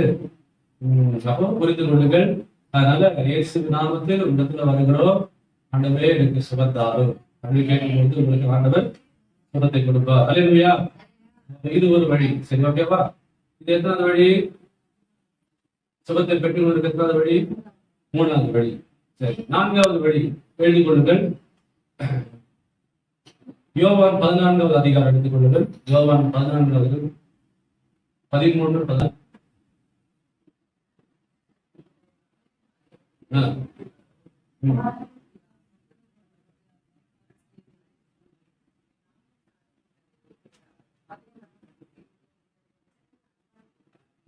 போதும்.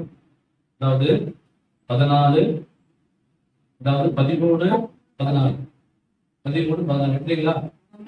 என்ன சொல்றாங்க? நீங்கள் என் நாமத்தினாலே எதை கேட்பீர்களோ குமாரனின் பிதா மகிமைப்படும்படியாக அதை செய்வேன் சொல்றாரா?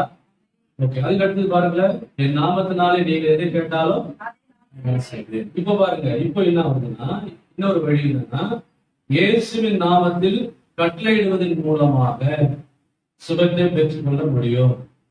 முதல்ல சொன்னேன், என்ன வழி சொன்ன? சுபத்தை பெற்றுக்கொள்வதற்கு இயேசுவின் நாமத்தில் பிதாவை நோக்கி வேண்டிக் கொள்ளும் பொழுது உங்களுக்கு சுகத்தை தருவார் சொன்னா. இப்ப இன்னொரு வழி, அடுத்த வழி என்னது? இயேசுவின் நாமத்தில் இயேசுவின் நாமத்தில் கட்டளையிடுவதன் மூலமாக சுகத்தை பெற்றுக் கொள்ள முடியும். சரி, ஓகே, இந்த வசனத்தை பாருங்க, வாசிங்க. இப்போ ஆண்டவர் பாருங்க என்ன சொல்றாருன்னா, நீங்கள் என் நாமத்தினாலே எதை கேட்பீங்களோ குமாரனுக்கு நான் செய்வார், என் நாமத்தினால நீங்க எதை கேட்டாலும் நான் செய்வேன் சொல்றாரா? ஓகே, இப்போ மறுபடியும் 14வது அதிகாரத்துல பாருங்க, நீங்க படிச்சல மறுபடியும் அது என்ன போட்டிருக்கு பாருங்க. 14வது அதிகாரத்துல படிச்சீங்க, 23, 24 படிக்க பார்க்கலாம்.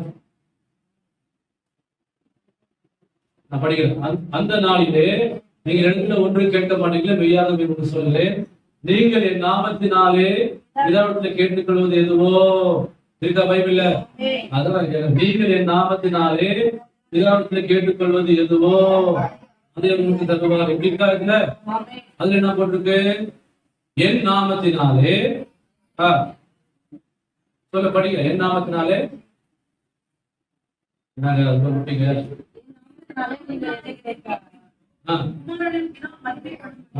குமாரனில் பிதா மகிமைப்படும்படியாக அதை செய்வேன். அப்போ நல்லா கவனிங்க, இங்க என்ன போட்டிருக்குன்னா என் நாமத்தினாலே வருதா? வருதா? எத்தனை முறை வருது? அதுலயே வருது, இதுலயே வருதா? என் நாமத்தினாலே பிதாவை நோக்கி வேண்டிக் கொள்ளுங்கள் அப்படின்னு வருதா?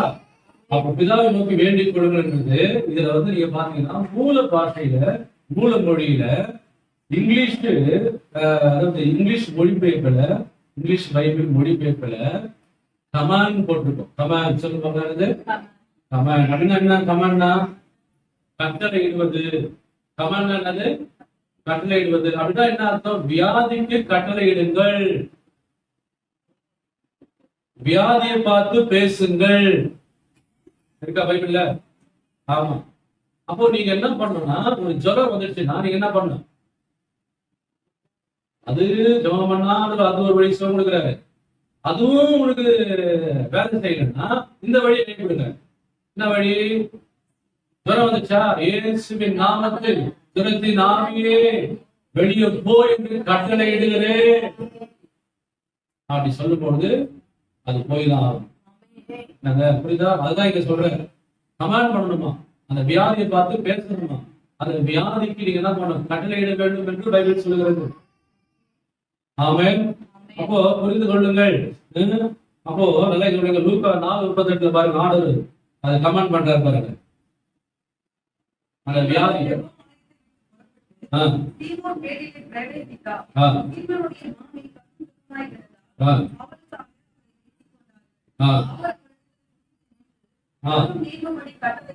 சுரம் நீங்கும்படி கட்டளையிட்டார். சுரம் நீங்கும்படி கட்டளையிட்டார். அப்பொழுது வியாதி அவளை விட்டு என்ன பண்ணிச்சு? நீங்கி போயிட்டு. புரியுதா உங்களுக்கு? கட்டளை இடுங்கள், வியாதிக்கு கட்டளை இடுங்கள், வியாதியை பார்த்து பேசுங்கள். இதுதான் பைபிள்ல போட்டிருக்கு. ஆமென். புரிந்து கொள்ளுங்கள்.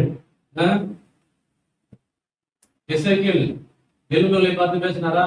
உலர்ந்து போயிருக்கிற எலும்புகளை பார்த்து பேசினா உயிரடி. அந்த மாதிரி நம்ம பார்த்து பேசணும். ஆமென். கேன்சர் வியாதியே இயேசு நாமத்தில் விட்டு வெளியே போய் இப்படி கட்டளை எடுக்கிறேன் அப்படின்னா அது போய் ஆகும். ஆமென். இதுதான் மூட்டு வலியே இயேசுவின் நாமத்தினால கட்டளையிடுகிறேன் போ அப்படின்னு சொன்னீங்கன்னா போய்தான் ஆகணும். இயேசுவின் நாமத்தினால பவர் இருக்குது. ஆமென். இயேசுவின் நாமத்தை சொன்னாலே அது நடக்கும். ஆமென். அதனாலதான் அவர் சொல்றார், இயேசுவின் நாமத்தில் கட்டளையிடுங்கள், அத சுகத்தை பெற்றுக் கொள்ள முடியும். ஆமென். புரிந்து கொள்ளுங்கள். ஸ்மித் விக்கிள்ஸ்வர்த் என்ற ஒரு மனுஷன் இருந்தார், தேவ ஊழியர். அவர் நீங்க பாத்தீங்கன்னா அவரு ஒரு முறை நீங்க பாத்தீங்கன்னா அதாவது ஒரு பஸ் ஸ்டாண்ட்ல வந்து பஸ் ஏற்றுக்காக போனார். அப்போ அப்படி போகும்பொழுது என்னாச்சுன்னா அந்த நேரத்துல பார்த்து ஒரு அம்மா என்ன பண்றாங்க, ஒரு நாயை என்ன பண்றாங்க, அந்த நாயை கூட்டிக் கொண்டு வராங்க இந்த பஸ் ஸ்டாண்ட் இருக்க. இவர் அதை பாக்குற வாட்ச் பண்றாரு. அப்போ இந்த அம்மா அந்த நாயை என்ன பண்றாங்க, கூட்டிக் கொண்டு வராங்க. கூட்டிக் கொண்டு வரும்போது அந்த நாயை பார்த்து சொல்றாங்க, என்ன சொல்றாங்கன்னா, ஜிம்மி நான் போறதுக்கு நேரம் ஆச்சு, வீட்டுக்கு போற நேரம் ஆச்சு, பஸ் ஏறி போறேன், என்ன பண்ணு வீட்டுக்கு போயிட்டு. அப்போ உடனே என்ன பண்ணுது, நீங்க சொல்லும் பொழுது அது திருப்பி திரும்பி என்ன பண்ணுது, சுத்தியே வருது. மறுபடியும் பஸ் வருது, சொல்றாங்க ஜிம்மி போயிடுமா, ஜிம்மி போயிடுமா வந்து அது போகவே மாட்டேன். பஸ் வந்துச்சு, இப்ப பஸ் ரெடியா வந்துச்சு, இப்ப பஸ் மேல பஸ்ஸ காலை வச்சு இப்ப ஏற போறாங்க, அதுவும் காலை வச்சு என்ன பண்ணுது, ஜிம்மி போயிடுமா அப்படி சொல்லு. அடுத்த முறை போவியா போறியா பயந்தீங்களா, அந்த ஒரு அதிகாரம் பாருங்க, போவியா போக மாட்டேன் அப்படின்னு சொல்லி உடனே அது பயந்து போய் என்ன பண்ணுச்சு. ஃபர்ஸ்ட் நல்லா இருக்கீங்க, எப்பவுமே விசுவாசம் கூட நம்ம என்ன பண்ணீங்கன்னா, ப்ளீஸ் போயிடு, ப்ளீஸ் போயிடு அப்படி தயவு செஞ்சு போயிடுனீங்கன்னா போவாது. அப்போ நம்ம சாத்தாரு இயேசு நாமத்தில் போ, அது ஒரு அதிகாரம். என்ன சொல்றது, எங்க பாஸ்ட் என் பொருளே சரின்னு பாஸ்டர், என் பொருளே வர மாட்டேன் பாஸ்டர்னா பிசாசு போவாது. உங்களுக்கு ஒரு அத்தாரிட்டி வேணுமா, அப்ப கட்டளை இடுங்க அப்படின்னும் போது என்ன, ஒரு அத்தாரிட்டி ஆண்டவர் அவங்க எதிர்பார்க்க. இதோ சர்ப்பங்களையும் தேள்களையும் மிதிக்கும், சத்துடைய சகல வல்லமையை மேற்கொள்ளவனுக்கு அதிகாரம் கொடுக்கிறேன். அப்ப அந்த அதிகாரத்தோட என்ன பண்ணணும் நீங்க, பிசாசை விரட்டணும், அதிகாரத்தோட பிசாசை விரட்டணும், அதிகாரத்தோட அந்த வியாதியை பார்த்து நீங்க பேசணும். அப்பதான் அந்த வியாதி என்ன பண்ணணும், போகணும். ஆமே, கட்டளை இடுங்கள் அப்படின்னும் போது வியாதிக்கு கட்டளை இடுங்கள், அப்பொழுதுதான் சுகத்தை பெற்றுக் கொள்ள முடியும். ஆமே, சொல்லுங்க பார்க்கலாம். இப்ப என்ன பண்ணோம், ஒரு பேலன் வந்துச்சு, என்ன பண்ணுவீங்க, இயேசு நாமத்தினால கட்டையிடுங்களா இல்ல போயிடுவீங்களா? ஒரு அதிகாரம், ஒரு அதிகாரம் மக்கள் என்ன பண்ணணும், வரணும். அதுதான் ஆண்டவர் சொல்றாரு. நீங்க ஆண்டவருடைய பிசாசெல்லாம் ஓட்டும் போது பாத்தீங்கன்னா இன்னும் பேரு இதெல்லாம் ஆண்டவர் பேசியே இருக்க மாட்டார். அவர் அதிகாரத்தோடு கட்டளையிட்டார், அசுத்த ஆவி அவனை விட்டு புறப்பட்டு போயிடுச்சு. அந்த அதிகாரத்தை பயன்படுத்தும் பொழுது அந்த வியாதி உங்களை விட்டு போகும். ஆமே, ஹல்லேலூயா. சரி, அதுக்கு அடுத்த வழி பாருங்க. அதுக்கு அடுத்த வழி, 5வது வழி ஆண்டவர் வைத்திருக்கிறார் சுகத்தை பெற்றுக்கொள்ளும். 5வது வழி மத்தேயு 18:19 வாசிக்கலாமா? மத்தேயு 18:19 வாசிக்கலாமா? என்ன பண்ணிட்டு பாருங்க.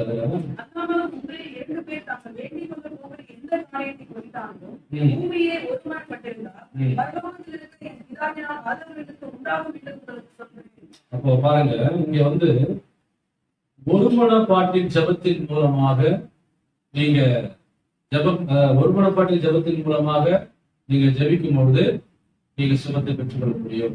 ஒருமனப்பாட்டின் ஜெபம் இருக்கா பைபிள்ங்க? உங்களில் 2 பேர் தாங்கள் வேண்டிக் கொள்ள போகிற எந்த காரியத்தை குறித்தாலும் இந்த பூமியில ஒருமனப்பட்டிருந்தார், எந்த காரியத்தை குறித்தாலும் அப்படின்னு போட்டுதான் என்ன அர்த்தம், அது ஒரு வேலை வியாதியா இருக்கலாம், இல்ல ஒரு பிரச்சனையா இருக்கலாம், எதுவாக இருந்தாலும் சரி. ஆனா ஒருமனப்பட்டு நீங்க ஜெபம் பண்ணும்போது ஆண்டவர் என்ன பண்ணுவாராம், ஜெபத்துக்கு பதில் தருவா. இருக்கா பைபிள்ல? இப்போ இந்த வழி என்ன வழினா, ஒருமனப்பாட்டின் ஜெபத்தின் மூலமாக வருகிற வழி. அப்ப நீங்க தனியா ஜெபம் பண்ணி பாத்துட்டீங்க, நீங்க சுகமாவல. தனியா ஜெபம் பண்ணி பாத்துட்டீங்க, சுகமாவல. கட்டளையிட்டும் பாத்துட்டீங்க, சுகமாவீங்க. ஆனா இதை ட்ரை பண்ணி பாருங்க. ஹல்லேலூயா. அடுத்த வழி என்னது, இப்ப 2 பேரு சேர்ந்து ஜெபம் பண்றது தெரியுமா உங்களுக்கு? அதாவது ஒருத்தரா ஜெபம் பண்றதை விட இல்லைங்க 2 பேரும் சேர்ந்து ஜெபம் பண்றது அதிகமான பவர் அங்க இருக்கு. அல்லேலூயா. வல்லமை கூடுது. பாருங்க, அதாவது பைபிள்ல போட்டிருக்கு உபாகம் 32:30 இப்படி சொல்லுது. 32:30 என்ன சொல்றது தெரியுமா? அதாவது ஒருவன் 1000 பேரை துரத்துனா 2 பேரு 10,000 பேர். அப்போ நல்லா கவனிங்க, ஒருவன் 1000 பேரு அப்படி போட்டிருக்கா, 2 பேரு எத்தனை பேர்? பொதுவா சொல்ல போனா ஒருவன் 1000, 2 பேர் பொதுவா சொன்னா 2000. அப்போ 2 பேர் இங்க ஆளுநர் சொல்ல 2 பேர் சேர்ந்தா 10,000 பேருப்பா. 10 மடங்கு புரியுது உங்களுக்கு? 10,000 பேர். அப்போ எத்தனை மடங்கு பாருங்க. அப்ப பாருங்க நல்லா என்ன சொல்றேன்னா, அப்போ வல்லமை கூடுகிறது, பவர் கூடுகிறது அந்த ஜபத்துக்கு. அல்லேலூயா. அப்போ இங்கதான் என்ன சொல்றாருன்னா, நல்லா கவனிங்க, நீங்க ஒருமனப்பட்டு ஜபம் பண்ணும்போது நல்லா கவனிங்க, அப்பொழுது நான் அங்க வந்து என்ன பண்ணுவேன், வந்து அந்த ஜபத்திற்கு ஆமென் என்று நான் உங்களுக்கு சொல்லுவேன். சொல்றாங்க அல்லாமலும் அடுத்த வருஷம் என்ன போட்டுருக்கு, அல்லாமலும் 2 பேரு 3 பேர் எங்கே கூடி ஜெபம் பண்றீங்களோ அங்கே நான் நடுவில் இருக்கிறேன். அப்போ நீங்க ஒருமனப்பட்டு நீங்க ஜபிப்பதன் மூலமாக அதை ஜபிக்கும் போது அங்க யார் வராரு சொல்லுங்க? ஆண்டவர் வராதா? ஆண்டவர் இயேசு வராதா? வந்து என்ன பண்றாரு அந்த ஜபத்துக்கு ஆமென் சொல்றாரா? ஆமென் சொல்றாருன்னா என்ன அர்த்தம்? ஆமென் என்ன அர்த்தம்? அப்படியே அவ்வளவுதான், புரிஞ்சு போச்சு. அப்ப அந்த ஜபத்துக்கு பதில் கிடைச்சாச்சு அர்த்தம். ஆமென் புரிஞ்சுச்சா? அப்போ என்னன்னா நிலைங்க, அப்போ கணவன் மனைவி சேர்ந்து ஜபிப்பது வல்லமையுள்ள ஒரு ஜபமாக இருக்கும். ஜபத்துக்கு பதில் வரும், சுபத்தை கத்தர் கொடுப்பாரு. ஆமென். பாஸ்டர்ஸ்ங்க விசுவாசிகளும் சேர்ந்து ஜபம் பண்ணும்போது ஆண்டவர் இடத்துல என்ன பண்ணுவார்? அற்புதம் செய்வாரா? செய்வாரு. அதே போல சகோதரர்களா சேர்ந்து ஜெபம் பண்ணும்போது, சகோதரிகளா சேர்ந்து ஜெபம் பண்ணும்போது ஆண்டவர் என்ன பண்றாருன்னா அந்த ஜெபத்துக்கு வழியை கொண்டு வருகிறார். அதனாலதான் சில நேரத்துல என்ன பண்றதுன்னா, நம்ம எல்லாரும் சேர்ந்து நம்ம ஜெபம் பண்றோம். பாருங்க அந்த இடத்துல கர்த்தர் என்ன பண்றாரு, அந்த தேசத்துல ஒரு சமாதானத்தை கொடுக்குறாரு. அந்த தேசத்துல இருக்கிற எல்லா என்ன சொல்றது இந்த பிரச்சனைகளை ஆண்டவர் மாற்றி போடுகிறார். ஆமென். அல்லேலூயா. இதுல ஒன்னா ஜெபம் பண்ணா அந்த ஜெபம் என்ன பண்ணுது? அதிக வல்லமை இருக்காது, அதிக வல்லமை இருக்காது. 2 பேர் சேர்ந்து ஜெபம் பண்ணா மொத்தமா சேர்ந்து ஜெபம் பண்ணி பாருங்களேன். ஆமா, ஆண்டவர் பெரிய காரியம். ஆமென். புரிந்து கொள்ளுங்கள். அதனால பவர் கூடுகிறது. அமெரிக்காவுல ஒரு ஆராய்ச்சி பண்ணாங்க. என்ன ஆராய்ச்சி பண்ணாங்கன்னா, ஒரு குதிரையை நிக்க வச்சு ஒரு வண்டியில மாட்டி இது எவ்வளவு வெயிட் அது தாங்குது, எவ்வளவு வெயிட் அதை வந்து எடுத்துட்டு போகுதுன்னு சொல்லிட்டு ஆராய்ச்சி பண்ணாங்க. அப்ப ஆராய்ச்சி பண்ணும்பொழுது 2 டன் வச்சாங்க வெயிட். 2 டன் வச்ச உடனே அது என்ன பண்ணுது, ரொம்ப அதால முடியாம இழுத்துட்டு போகுது, நின்றுச்சான். 2 டன் தான் கெப்பாசிட்டி. அப்ப உடனே என்ன பண்ணாங்கன்னா 2 குதிரையை என்ன பண்ணாங்க நிக்க வச்சு எவ்வளவு வெயிட் இழுக்குதுன்னு சொல்லி ஆராய்ச்சி பண்ணாங்க. அப்போ ஒரு குதிரை 2 தான் என்ன பண்ணுது கெப்பாசிட்டி இருக்கு, இழுத்து போகுது. ஆனா 2 குதிரையை வச்சு இழுக்கும் போது நல்லா கவனிங்க, 4 டன் வச்சாங்கன்னா அது பாட்டு ஈஸியா இழுத்துட்டு போதும். அதுக்கு அடுத்தது இன்னும் கொஞ்சம் வைக்கலாம்னு சொல்லிட்டு கொஞ்சம் வச்சாங்கன்னா இன்னும் அழகா இழுக்கும் போதும். இப்படியே வச்சுட்டே இருந்து கடைசியா பாத்தீங்கன்னா 24 டன்னு இழுக்கக்கூடிய ஒரு பலனை இந்த 2 குதிரைகள் பெற்று. அப்போ அந்த வெயிட் குடிச்சா இல்லையா? வெயிட் குடிச்சா இல்லையா? அப்போ பாருங்க அந்த வித்தியாசத்தை இருந்தா. ஆக்சுவலா ஒரு குதிரை 2 டன்னுனா 2 குதிரை 4 டன் தான். ஆனா 2 சேர்த்தும் போது 24 டன் கொடுக்கிறது. அதே போலதான் ஆண்டவர் சொல்றாரு, ஒருவன் 1000 பேரை தொடர்ந்துனா 2 பேர் 10,000 பேரை. ஆமென். அல்லேலூயா. சோ அப்ப வல்லமை கூடுகிறது. நீங்க ஜெபம் பண்ணும்பொழுது ஆண்டவர் என்ன பண்றாரு, ஜெபத்துக்கு ஆண்டவர் பயிர் கொடுக்கிறார். அதுக்கடுத்தது 6வது வழி யாக்கோபு 5:14-15 நான் சொல்லிக் 6வது யாக்கோபு 5:14-15 உங்களில் ஒருவன் வியாதிப்பட்டால் சபை மூப்பர்களை வரவழை பண்ணாங்க. இருக்கா பைபிள்ல? நாமத்தினாலே அவனுக்கு எண்ணெய் ஊற்றி அவனுக்காக ஜெபம் பண்ண அதனால அடுத்தபடி, அதாவது உங்களில் ஒருவன் வியாதிப்பட்டால் சபையின் மூப்பர்களை, ஒருவேளை விசுவாசி வியாதிப்பட்டுச்சுன்னா முதல்ல டாக்டரை கூப்பிடுன்னு சொல்லக்கூடாது. முதல்ல டாக்டர் கிட்ட போவோம் அப்படின்னு சொல்லக்கூடாது. அதை யாருக்கு நம்ம கூப்பிடணும்? அதாவது ஊழியர்களை பைபிள் தெளிவா சொல்லுது. முதல்ல ஒரு விசுவாசி பலவீனமாயிட்டாங்கன்னா உடனே என்ன பண்ண, சபை கூப்பிடுறது என்ன பண்ணுங்க, பாஸ்டர்ஸ்ல கூப்பிட்டு ஜெபம் பண்ணுங்க. விசுவாசம் உள்ள ஜெபம் பிரியாத ரட்சி. ஆமென். புரிஞ்சுச்சா? அப்போ புரிந்து கொள்ளுங்கள். அதனால நம்ம பண்ண தப்பு என்ன தெரியுமா? எல்லாம் பண்ணிடுவாங்க, கடைசியா ஒண்ணுமே முடியலன்னா பாஸ்டர் போடுவாங்க. எப்படி? நம்ம விசுவாசமே சரியில்லையே நமக்கு, இல்ல? அப்படி கூடாது. முதல்ல ஏதாவது வியாதியா இருந்தா சபை கூப்பிடுறதை வர வைக்கணும். அவங்க ஜெபம் பண்ணுவாங்க. பைபிள் போட்டு எண்ணெய் பூசி ஜெபம் பண்ணுங்க. நம்மளால என்ன எது மேல விசுவாசம் போயிடுச்சு. அந்த காலத்துல ஏன் எண்ணெய் பூசி ஜெபம் பண்ணாங்கன்னா, அது ஒளிவை எண்ணெய். அதுக்கு சுகத்தை தருகிற பவர் இருக்குது. அது அந்த ஒளிவு எண்ணெயை என்ன பண்ணுவாங்க, கழுவுனாக்கா அதுக்கு ஈஸியா என்ன பண்ணுவாங்க, சீக்கிரத்துல சுகம் அடைஞ்சிருவாங்க. அதனால அந்த எண்ணெயும் பூசுவாங்க, ஜெபம் பண்ணுவாங்க. நம்ம நம்ம நம்ம காலத்துல என்ன எண்ணெய்? விளக்கெண்ணையா? விளக்கெண்ணெய். அதை போய் கழுவாங்க. பாத்தீங்களா? ஏதாவது வீங்கிடுச்சோ இல்ல வலிக்கிற இடத்துல விளக்கெண்ணெய் கழுவும். நம்ம ஆளுங்க அந்த எண்ணெயே போட்டுச்சுங்க. இப்போ ஆண்டவர் இங்க என்ன சொல்றாருன்னா, விசுவாசம் உள்ள ஜெபம் பிரியர்கள் ரட்சிக்கணும் போட்டு. அப்போ என்ன சுகமாகுதா இல்ல ஜெபம் சுகமாகுதா? ஜெபம் தாங்க சுகமாகுது. அப்போ இந்த எண்ணெய் இருந்தா கொடுக்குறாங்கன்னா உங்க விசுவாசத்தை தூண்டுவதற்கு வர கொடுக்குறோம். அப்போ உங்க விசுவாசம் யார் மேல இருக்கணும்? சுகத்தை கொடுக்கிற ஆண்டவர் மேலதான் இருக்கணும். அல்லேலூயா. புரிந்து கொள்ளுங்கள். அதனால என்னன்னா, இப்போ இது ஒரு வழி. வியாதிப்பட்டா சபையின் கூப்பிடுறதை வழங்கும் போது அவங்க ஜெபம் பண்ணுவாங்க, சுகத்தை பெற்றுக் கொள்வாங்க. கடைசியாக 7வது வழி என்னன்னா, தெய்வீக சுகத்தை விசுவாசத்தை ஏற்றுக்கொள்வதன் மூலமாக, தெய்வீக சுகத்தை விசுவாசித்து, கடைசி வழி இதுதான் ரொம்ப முக்கியமான வழி. தெய்வீக சுகத்தை விசுவாசித்து ஏற்றுக்கொள்வதன் மூலமாக.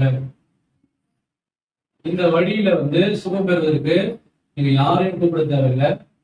நீங்களே என்ன பண்ணலாம்?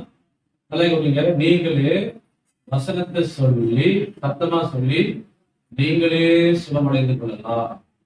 இதுதான் விசுவாசித்து, அதாவது அப்படியே ஏற்றுக்கொள்வதன் மூலமாக நீங்க சுகத்தை பெற்றுக்கணும். புரியுதா? ஏற்கனவே சொல்லிருக்கல. அப்போ சுகத்துக்கான வசனங்கள்லாம் நீங்க என்ன பண்ண கண்டுபிடிக்க சொன்னா இல்லையா? பைபிள் இருக்கா? நானே உன் பரிகாரியாக கர்த்தர் சொன்னார் ஆண்டவர். ஆமா, அதுக்கு என்ன சொன்னாரு சொல்லுங்க, சொல்லுங்க. என்னது டைம்? அதாவது உன் பலவிடத்திலே என் பலன் இருக்கா? வசனம் இருக்கா? நீங்க என்ன பண்ணணும்னா சொல்லணும், ஆண்டவரே நீங்க எனக்காக 2 வருஷம் முன்பாக என் நோய்களை, என் சாபங்கள்லாம் சிறுவையில் என்ன பண்ணீங்க, சுமந்துட்டீங்க. அதனால இனி நான் சுமக்க அவசியம் இல்லை. இயேசு கிறிஸ்துவின் தழும்புதான் சுகமானே. இத சொல்லி சொல்லி சொல்லி சொல்லி நீங்க சொன்னீங்கன்னா நிரந்தரமான ஒரு விடுதலை உங்களுக்கு கிடைச்சது. டாக்டர் போறீங்க, மருந்து மாத்திரம் கொடுக்குறாங்களா? கொடுக்குறாங்களா? சில இடத்துல மருந்து மாத்திரையே வேலை செய்ய மாட்டேன். தெரியுமா உங்களுக்கு? ஒரு குறிப்பிட்ட நாட்கள் வரைக்கும் தான் வேலை செய்யும் மருந்து மாத்திரைலாம். அதுக்கு எடுத்து வேலையே செய்யாது. தெரியுமா உங்களுக்கு? ஆனா என்னைக்கும் நிரந்தரமான விடுதலை கொடுக்கிறது தெரியுமா? நம்முடைய வேத வசனமாகிய சத்தியமான வசனம். அல்லேலூயா. இதுதான் வல்லமை உள்ளது, ஜீவன் உள்ளது. இதுதான் நம்ம படிக்க சத்தமா சொல்ல சொல்ல சொல்ல வரும். நீங்க சுகத்தை பெற்றுக் கொள்வீங்க. 2வது தெரியுமா? இந்த சுகத்தை நீங்க தக்க வைத்துக் கொள்வீங்க. இதுதான் நிரந்தரமா சுகத்தை கொடுக்கிறது, விடுதலையாக்குவது வசனம் தான். அப்ப இதுதான் நீங்க என்ன பண்ணணும்? நீங்க விசுவாசித்து சுகத்தை அறிக்கை. ஆமென். சுகத்தை இருக்கிற வசனம் எல்லாம் சொல்லி நீங்க அறிக்கை செய்யும் பொழுது சுகத்தை பெற்றுக் கொள்வீங்க. சொல்லுங்க இப்ப சுகத்தை பெற்றுக்கொள்ள 7 வழிகள். 2 வழி சுகமளிக்கிற வரத்தின் மூலமாக நம்பர் 1. 2வது சொல்லுங்க கைகளை வைப்பதன் மூலமாக. மகேஷ் ஞாபகம் இருக்கா? 3வது இயேசுவின் நாமத்தில் பிதாவை நோக்கி ஜெபிப்பதன் மூலமாக. 4வது இயேசுவின் நாமத்தில் கட்டளையிடும் பொழுது சுகத்தை பெற்றுக்கொள்ள முடியும். அதுக்கடுத்தது 5வதாக ஒருமனப்பட்டு ஜெபிப்பதன் மூலமாக சுகத்தை பெற்றுக்கொள்ள முடியும். அதுக்கடுத்தது சபையின் முன்பாடுகளை வரவழைத்து ஜெபம் பண்ணும்போது சுகத்தை பெற்றுக்கொள்ள முடியும். அதுக்கடுத்து கடைசியா சொன்னேன், தெய்வீக சுகத்தை விசுவாசித்து நீங்க அப்படியே நீங்களே ஏற்றுக்கொள்ளும் போது, நீங்க அறிக்கை செய்யும் போது அது அப்படியே ஒரு நிரந்தரமான சுகத்தை கொடுக்கும். ஆமென். அப்போ இந்த 7 வழிகளை நீங்க என்ன பண்ணுங்க, ட்ரை பண்ணுங்க. ஏதாவது ஒரு வழியில ஒரு கத்தை அறிக்கை செய்யும். ஆமென் சொல்றீங்களா? எல்லாரும் எழுந்துக்கலாம். கேட்ட வார்த்தைக்கு எல்லாரும் கொடுத்து